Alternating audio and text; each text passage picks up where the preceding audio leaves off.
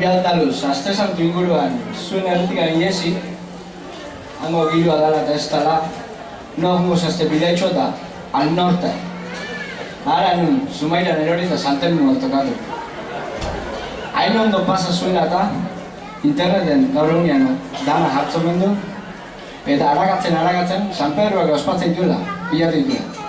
Bi aldiz pentsatu gabe, Zast, Zumaira. Oier, han ibili da, dendaz denda, buruelare. Mahonezko galtzak eta kazak abertzitula festetako. Bila eta bila, baiarenak esatzitula kareko. Konsegitu ditu, etorri dira, jantzitu, mahonezko galtzak, kazaka, txapela, zare, kuzka.